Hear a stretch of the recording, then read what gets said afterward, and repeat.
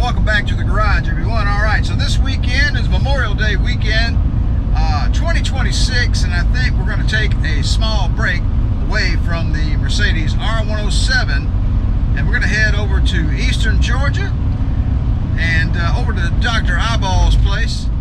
And I hear that a certain 6.5 liter diesel in a K3500 GMC, well, it needs head gaskets. And I don't mean a little bit, I mean a lot. As in, wow. Anyway, so we've got a big job ahead of us this weekend. I think the doc has already gone a long way with removing a lot of the accessories from the top of the engine. So hopefully by the time we get there, all we've got to do is put the heads back on the motor and crank it up. And then, well, maybe drink beer. That's kind of my plan for the weekend. So you guys stick around. We'll see how well we do here in a little while. But right now, I'm going to go ahead and motivate on down the road. We're just east of Atlanta. So we're going to put the hammer down and get on down the road.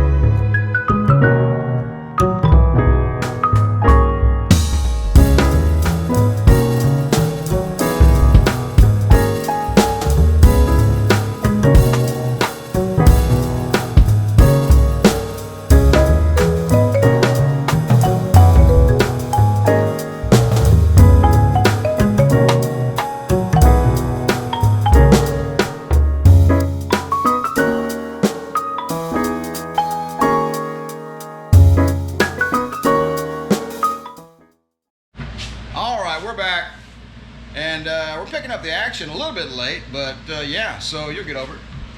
So we got the intake off. Look at that. Yeah, not a huge deal really. Just bolts, bag and tag, electrical wiring, hoses and whatnot. We didn't really encounter anything that was like, you know, that offered a whole lot of resistance. I think one or two of the bolts were crap. What do we got here? Oh, this is what they call an acorn nut. That's what they call this. Yep. All right. What's next? Vacuum.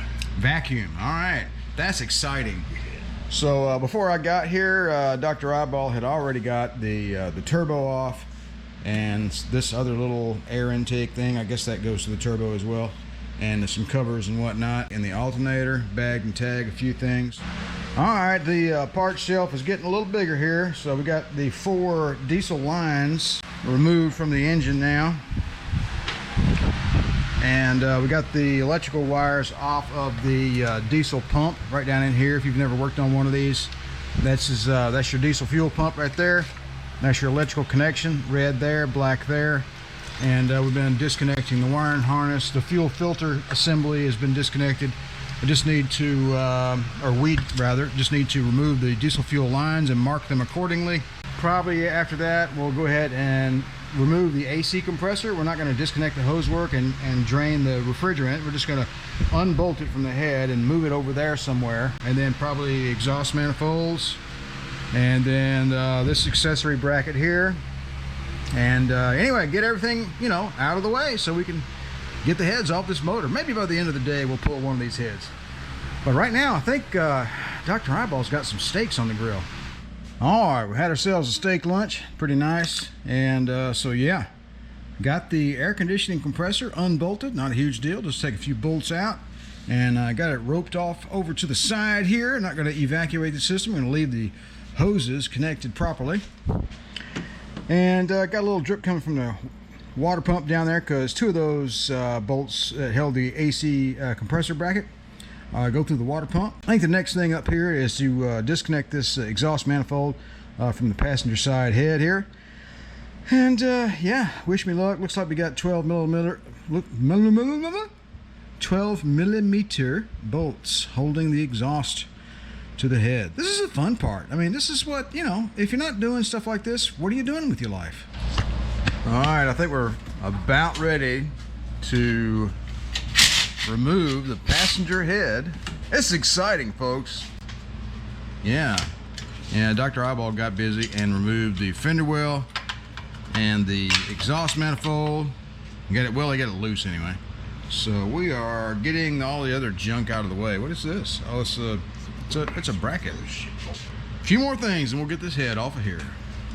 All right, we got the valve cover off and the green part. Yeah, that's not supposed to be down in there.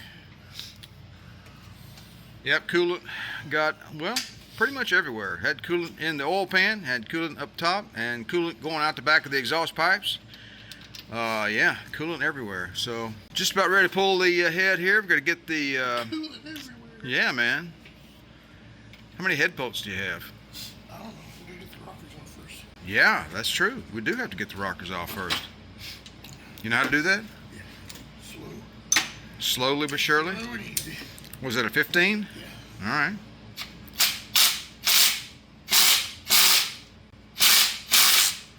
Oh, it's a rocker assembly like my Cadillac.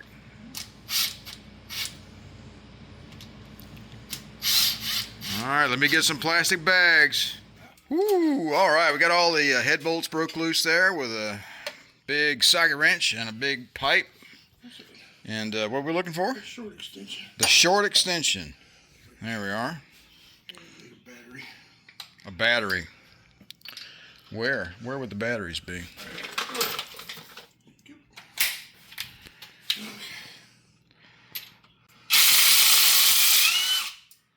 Off with the head.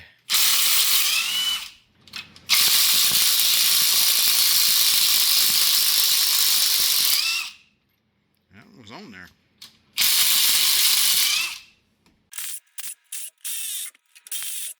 Do you have a longer socket? You could just take the extension off. All right, there we go. It was the easiest thing we ever did, really. I hardly broke a sweat. Dr. Eyeball broke a lot of it, though. Anyway, so the head is broken loose, and I've got all the bolts out. Getting the bolts out took about an hour, I think. So yeah, now we just got to figure out how we're going to get this thing out of the engine bay. And if we were in my shop, I would probably just wimp out and go grab the cherry picker. And it would be quite simple. Dr. Eyeball is actually an ex-champion deadlifter, by the way. Let's do an initial inspection here. And try not to drop. Yep, there's where it blew out, apparently. See the head gasket material, and it kind of stops right there. So, just making a rough assumption here. Are these coolant passage holes here? What's going on? What is it? Look at all this. Yeah. Look at all that. Look at that. That could be why we run off. That's why your engine was running warm. Look at that. Oh my goodness. Look at that. You know what? That's that shit he put in to fix the head gasket. Probably is. This head gasket in a bottle crap. Don't ever put this stuff in your engines, folks. Don't use that crap. So yeah. Completely clogged. So are you going to have these machined? Not unless they need it. All right. How are we going to determine if they need it or not? Get straight in and check them. Do you have a machinist straight edge? Yeah. Yeah. We could just use a T-square. That's good enough, right? I got a lot of those, yeah. Yeah. Okay, well, we're going to get this over to the workbench and move on. All right, so what's the piston look like and the cylinder walls? Well, cylinder walls are kind of slick. Okay. They're very, very slick. No ring ridge or anything like that? No, a tiny one. Barely feel it. Yeah. Can you see a crosshatch in there? That's what I'm looking for. Check that back one back there. There's some funkiness going on back there. Oh, yeah, there is. Can't feel it though. That's probably from the coolant. Yeah. Probably was just sitting in there. Yeah, probably. But it feels okay. Doesn't feel.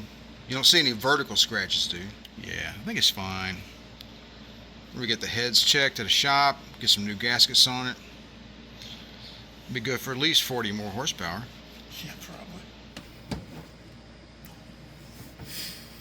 Yeah, fuck it if we're gonna do all that. Take the pistons out. Might as well just do a full in-truck engine rebuild, right? May as well. Okay. Well, let's get started. Yeah. Is that a Power Master starter I see down there? Yes, it is. Excellent. All right, it's the next day, and we've been busy. Got the accessories off, and that facilitated removal of the exhaust manifold and the other head. And the bores are really, really smooth. We don't really see any markings, although they, of course, they had coolant in them. But we have a mild concern about crosshatch and the lack thereof. An in-vehicle rebuild might be in order with a dingle ball, maybe. I'm not sure what you'd want to do, but anyway. Dr. Eyeball is sweating his butt off and contemplating at the other end of the vehicle. He's not camera worthy at the moment. No, not ever. Okay, enough of that. So we're thinking we're going to pull the oil pan off and check out the bottom end, maybe pull a couple of caps off and see if there's any damage to any of the bearings. We don't really think so, but it's just a precautionary thing. So anyway, a lot of progress this weekend. Indy 500 was raced today. I wonder who won. All right, earlier we erroneously thought that the head passages or coolant passages were plugged up with that coolant leak stop stuff, and that was incorrect. It simply has to do with the weird way that GM did the coolant passages, and so yeah, you got these holes here, right, that match up with holes on the block, weirdly don't have through holes on the heads. I'm not really sure we understand. See the head gasket here, right here, right? It plugs up these holes. We're assuming that the coolant simply comes in and out two ways. One here, the Gesamte, and the Gesamte is back here at the back of the head. But really, we kind of got that figured out. But much more worryingly, well, maybe not, we found some cracks. We found, actually, both of these heads are cracked on, is this the back? Yeah, this is the back. Okay, we'll go with that. No, this is the back because it has, oh no, these heads are symmetrical, by the way. The front is, yeah, it's here because it's got that. Okay, so there's a crack here on this one, not there, not there. And we've got another one here. And I think this one's just got one, right? Yep. And it's back here? Yep, right there. Yeah, yep, if you can see it on the camera.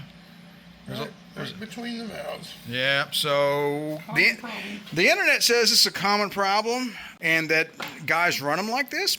Okay, that's fine, but I think really that the machine shop will probably have the final say as to whether or not these heads need to be completely reworked or if they need to be replaced or so on and so forth. So anyway, that's where we are. Doing an initial inspection. I think maybe here in a little while we're going to pull the oil pan off and check some bearing cap. All right, we're back in Alabama. And we're coming up on 855 miles on our little weekend road trip.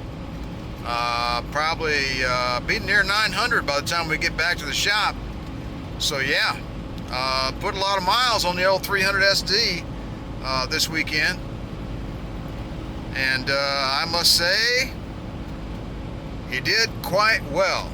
However, I think the voltage regulator is on its last leg because after you crank up, I'd go to the gas station or whatever and stop and take a break.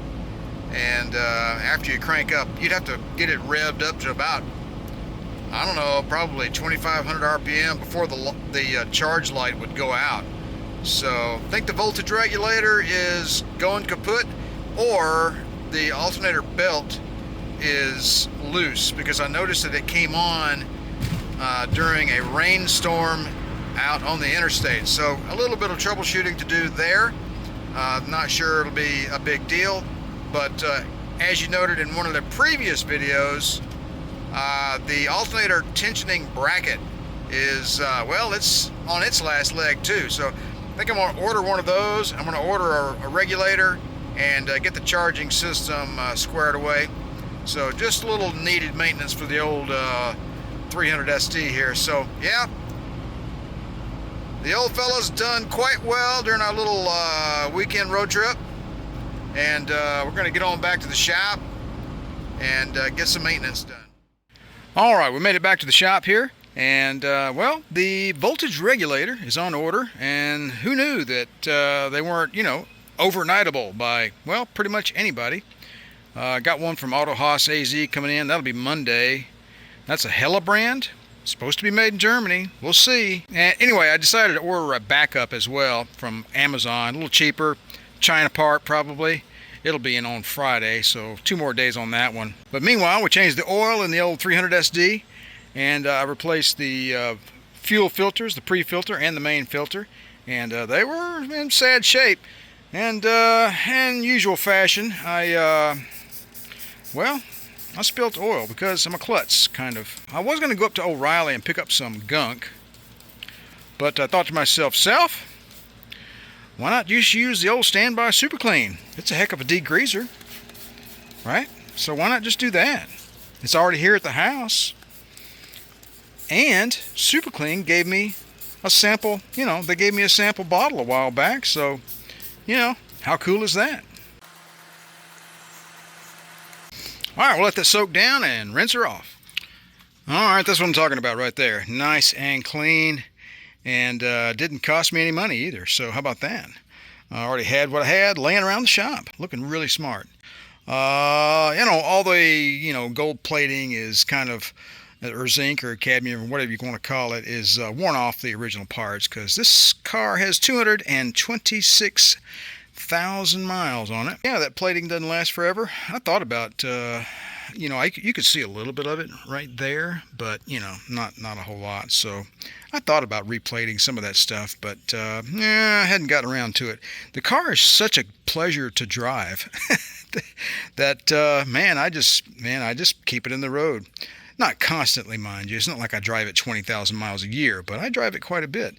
And but like I said, you know, we put almost 900 miles on it this past weekend. So yeah. All right, let's move on.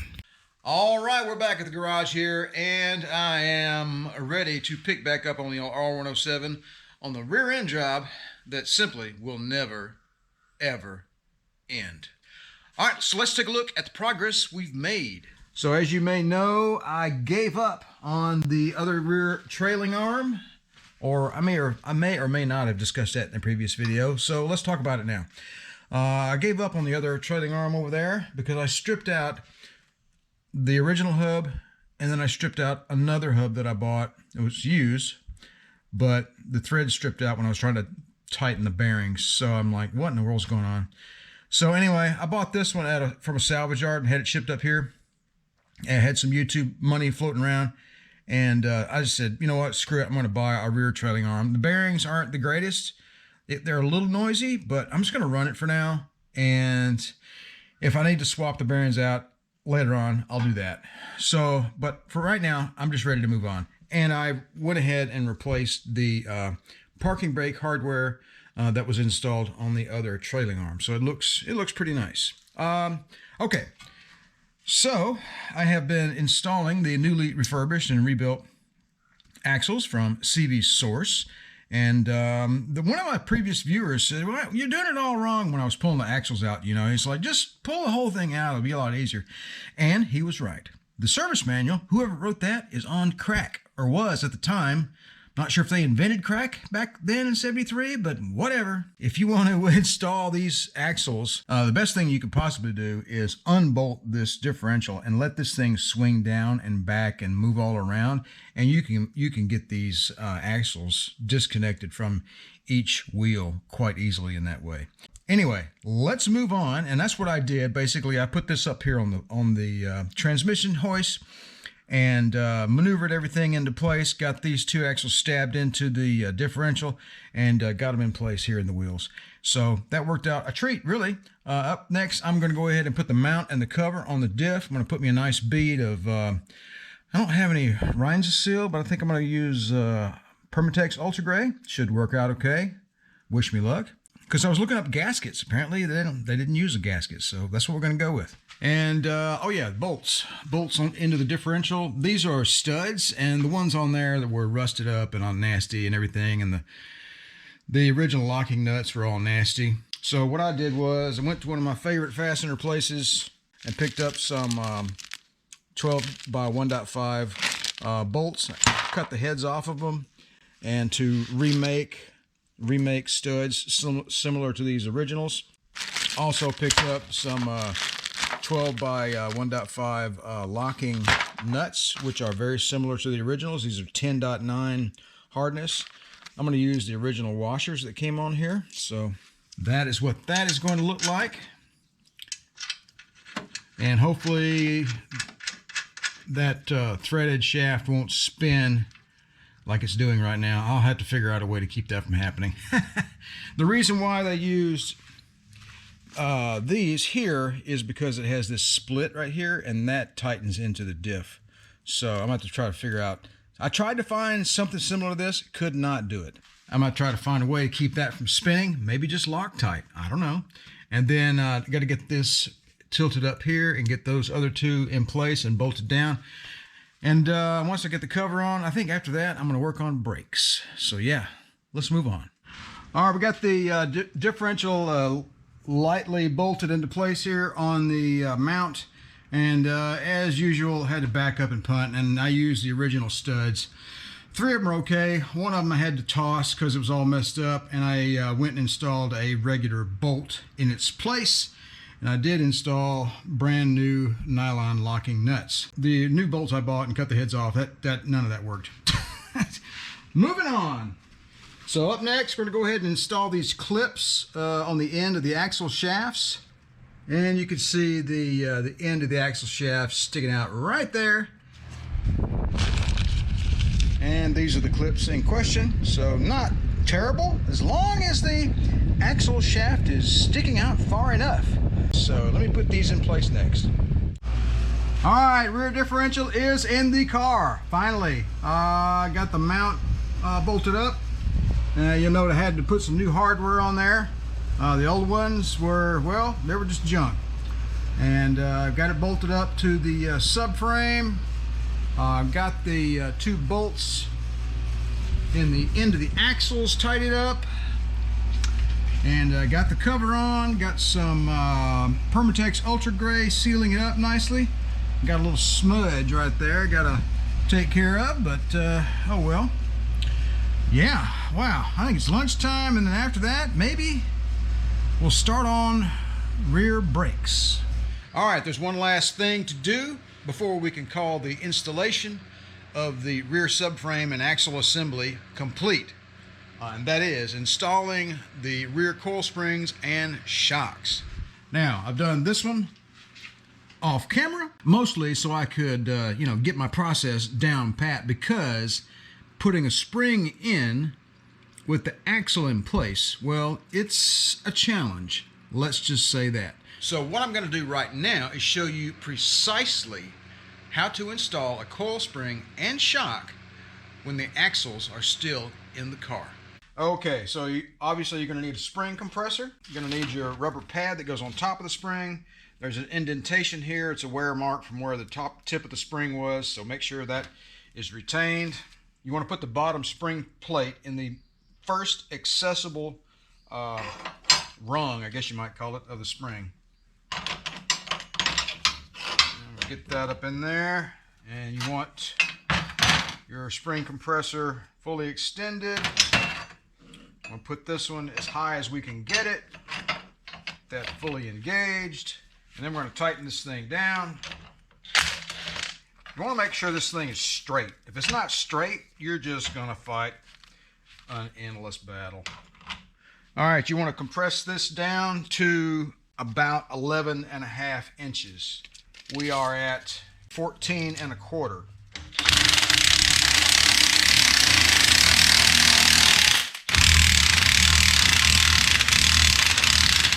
Yes, it's nerve-wracking if you've never done it before. If you've never done this before and you're too scared to do it and you don't know what you're doing, don't. Just a smidgen over 12. I've never had any problems with this style of spring compressor. All right, that's right at 12. I think that's going to work.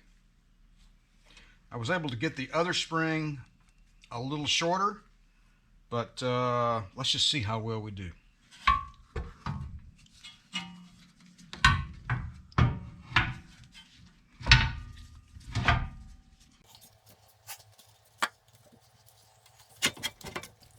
Got to make sure that the end of your spring is nestled in the pocket in the trailing arm that's designed for that.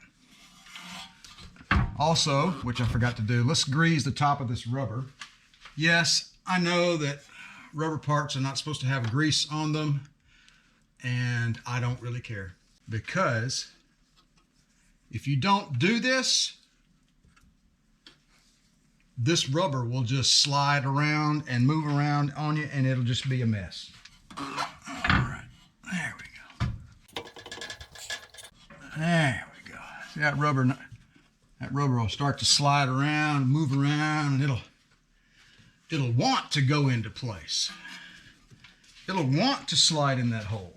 You're going to need to massage it some. All right, now we can start uncompressing the spring a little bit. Let me make sure my spring rung is in the proper place. Now I need to rotate it a little bit. You can put your finger up through the shock hole and feel where it is. We got the spring centered. We got grease on the rubber, and we can start to undo the spring compressor some.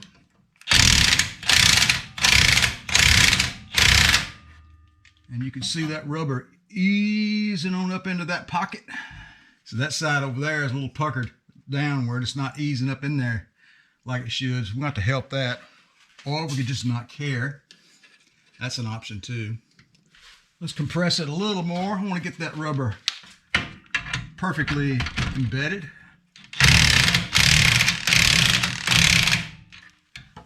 We're almost there. Come on, get your butt up in there. All right, I recompressed the spring some to get it up in there. This rubber is not your friend. I guarantee you that. But that grease up there is allowing us to move the spring around. All right, I think we're good. Now we're going to loosen the compressor. There we go.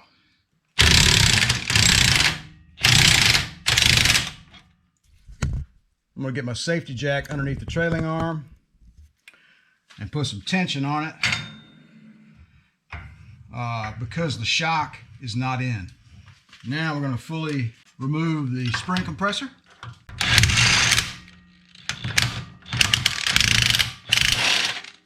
Now the spring compressor can get, a little stuck. So now what we have to do, got to get on the back side of the spring compressor pad right here and tap that around and spin it around to get it above the trailing arm so we can remove it. All right, I forgot about something. I need to take the tension off of the trailing arm to get the spring compressor out. Anyway, it works better that way. So there we go. There we go.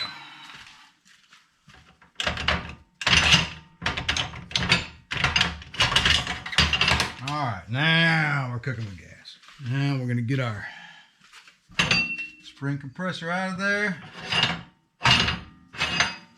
Now I'm going to put some pressure back on the trailing arm with the stabilization jack, because the shock normally keeps the pressure, because there's off of there's a stop, there's a steel stop back there, right? You see that right there? I'm kind of paranoid. I don't want to put the full pressure of the coil spring on that, okay? The shock normally keeps that from happening. So I've tightened up the stabilization jack, and I've got a gap right there now, right? So now I'm ready to put my shock in. All right, let's go ahead and get our shock installed. Always want to make sure your little rubber bushing is on there, otherwise you'll just have to do it all over again. And you got to find the hole. It's up in there somewhere. There it is.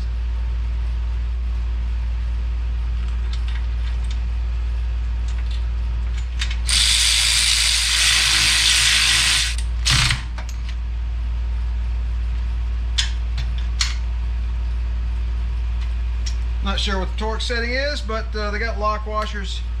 It'll be fine. And now we're going to get inside the car with a step ladder, because I really don't want to relieve the tension on this trailing arm. I want the tension to be gathered up by the shock. So I'm going to get my step ladder, get into the car, not get into the car, but kind of stand next to the car, and put the two 14 millimeter nuts on the top of the shock. Not rocket science. Just don't forget to put the bushing on and the big washer, and then finally the two nuts, and lock the two nuts together with a couple of 14-inch wrenches. Anyway, I'm going to take care of that in the car, and then we'll move on to brakes. All right, let's move on to brakes. I thought about doing the rear sway bar or anti-roll bar, whatever you want to call it, but I realized that I had forgotten to order the rear sway bar in-link bushing kit. So yeah, we're not doing that today. Gotta wait a week. So we're gonna do brakes. All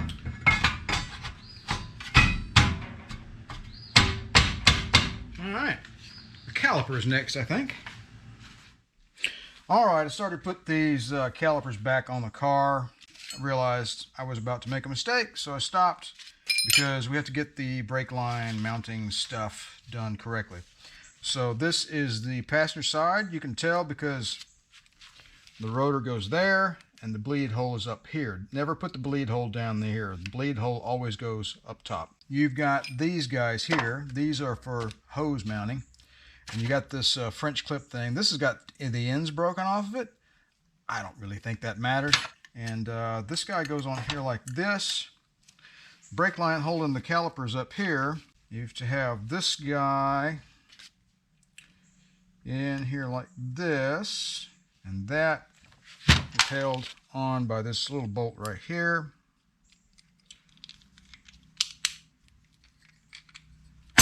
Okay, it looks something like that. That will get bolted to the car. You know, you'll have bolts in here like this. And then I have to make a hard line that goes from here and goes whoop like that and goes right to there, and the flexi line comes off of there like that. So up next, that's what my next task is, to make a hard line, a little short one right there. So let's do that next. All right, let's do this. Let's see. Piece of string here. Kind of give ourselves a rough estimate on length. Something like that. All right, we'll give that a shot. I got plenty of line. If I screw it up, I'll try again. Need a couple of, there we go. Need a couple of brake line nuts. We're just gonna go for the gusto and flare it up first. Because if I bend it now, I can't get this into the brake line tool, not readily, because you need that much straight brake line right there to do the job. So I can bend everywhere else. Maybe I can bend it up. We'll try that. But if I start bending it up, you can't move these brake line nuts around, right? So I'm having a hard time just moving that one now. So let's go for the gusto. Let's go ahead and flare it up. Then we'll do all of it, and then we'll leave our nuts at the end, and then we'll do the bending. What a pain. Now, where's the, there it is, our little stop bolt. That keeps us from going too deep. All right, now we got to tighten her down with the socket, which I astonishingly picked the right one out of the shelf a few minutes ago. And we're going to use the OP1 ends of this tool. Put a little grease on it, and we're going to tighten her down. And that's all there is to it. Pretty simple. And we didn't do it right. What happened? I did something wrong. Let's try again.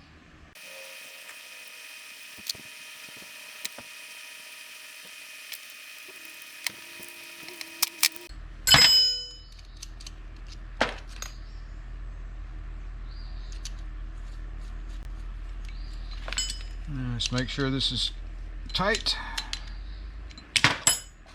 Now we're going to try again. I thought that felt a little weird. That feels better there.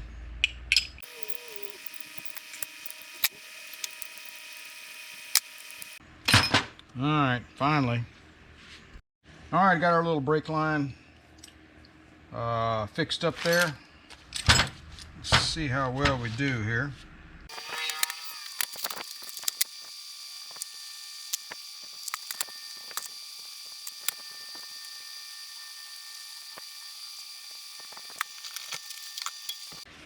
Alright, let's put our hose up in there like it's supposed to be. And then we'll kind of, yeah, there we go. There you go. That's what it's going to look like on the car. Not too shabby.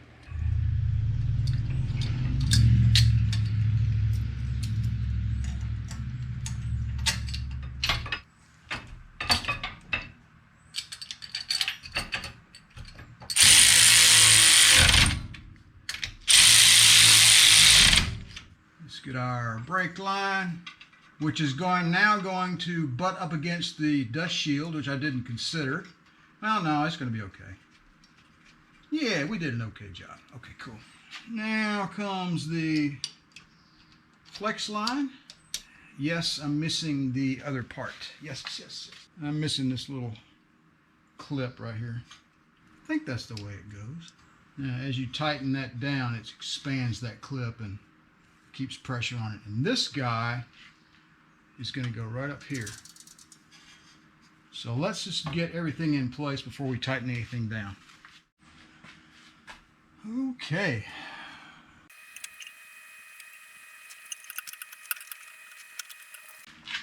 A Spinal Tap once said, I believe these are 11. No, they're not. They're 12. My goodness. So much for that joke. This brake line is pretty much at the extent of its travel.